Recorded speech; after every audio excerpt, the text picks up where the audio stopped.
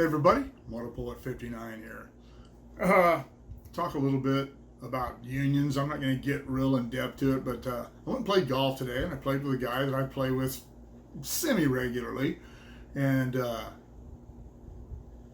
we got to talking about unions, and he's a real pro-union guy, and I worked my entire career in a closed shop. I had to be in the union at the railroad. I was in the Brotherhood of Railroad Signalmen. I was the president of my local, the BRS Local 104, which doesn't exist anymore, but back from 88 to 94, I was the president of the local, and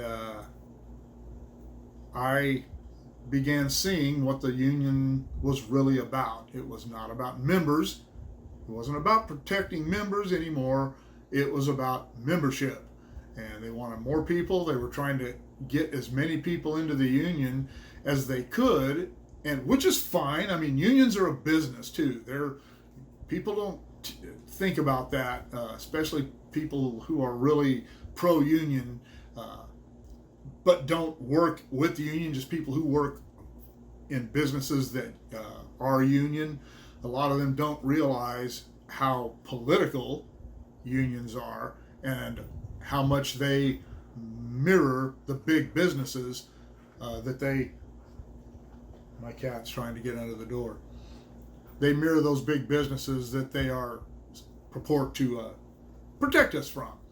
I have had my union back me up a couple of times when things went sideways during my career. Not that I was on the verge of, being permanently dismissed, but a couple of times that they came to my defense.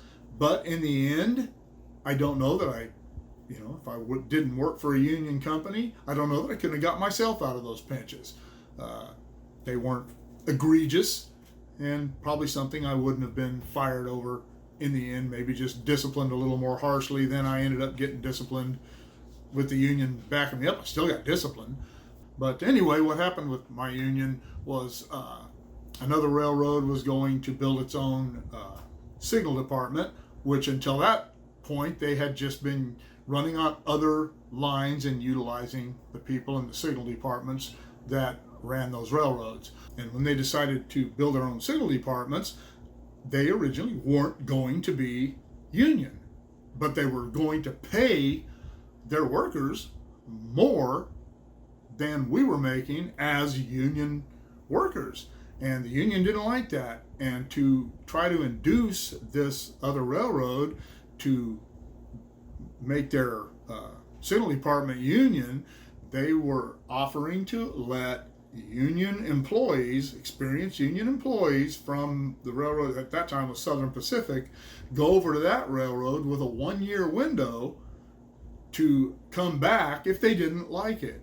And my argument against that with the union was, hey, what about the low guy? What about the guy that moves from Kalamazoo to Tucumcari to take one of these jobs that opened up at SP, and then the guy who went to the other railroad was Amtrak, the guy that went over there and decided that he was having to work too hard, or he just didn't like working over there after a year, he comes back, exercises his seniority, and bumps this low guy who then has nowhere to go after he's moved his family from Tucumcari to Kalamazoo or whatever. And I was vehemently opposed to it, and I was pretty much told to just shut up and toe the line. And so what I did was resign from the union right then in the middle of a big union meeting that we were having down in Los Angeles to do this. I guess my point is that unions, in my opinion, have outlived their usefulness. There was a time when big corporations cracked people over the head and didn't care if people got killed, and there were a lot of issues, back in the times when the unions began coming to the forefront, and up until the 60s or the 70s. I went to work for the railroad in 1979, and I never felt like the railroad was trying to screw us. And when the Union Pacific and the Southern Pacific merged in 1996, the union sold us down the river in every subsequent contract we ever signed. Our contracts were all good for 4 years. We never got a contract signed on time. And the way it worked at Southern Pacific is when you finally did get your contract signed, you got all your back pay, back to retroactive to when the contract was supposed to have been signed. At Union Pacific, that never happened. We got some of our back pay, but we never got what the union promised us. We never got what we asked for.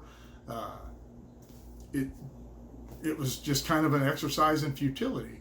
And I've heard other people in other unions saying that that is the way things are getting in their unions. The Electrical Workers Union is one of them. But I just don't think unions are that necessary anymore. They protect people who are bad employees. They protect ignorant people. They protect dangerous people. And they hinder younger people who are much better employees, much smarter, much more liable to be assets to the company, and they keep them, they have to have seniority before they can go somewhere. And I know guys that I worked with that worked at the railroad for 30, 35 years and didn't know anything about their job. They just floated along, made good money, tried to keep their mouths shut and stay out of trouble, and they had a career with a great pension, and they never had to know anything. There was always somebody there, like me, to come and bail those idiots out. And I never liked that. There were plenty of young guys. There are plenty of young guys right now who are really sharp, and they're being held back because these older guys don't know what they're doing, are holding down the good jobs. But that's starting to change. People at the railroad are starting to see what the unions, how little the unions do for them, and it costs a lot of money. Union dues are expensive. Ours weren't that bad. I think ours was about $120 a month, which is not cheap, but I've heard that there's some unions that their dues are much, much higher than that.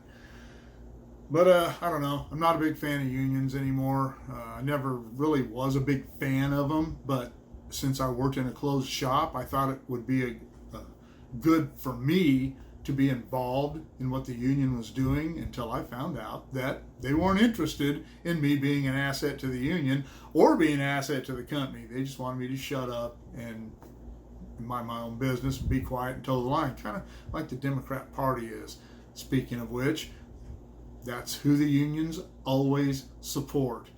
And I filed a complaint with our union magazine back in the mid-90s. It was after I got out of the union, about them supporting in our magazine and using our dues to support Democrat candidates, which became illegal shortly after I filed this complaint.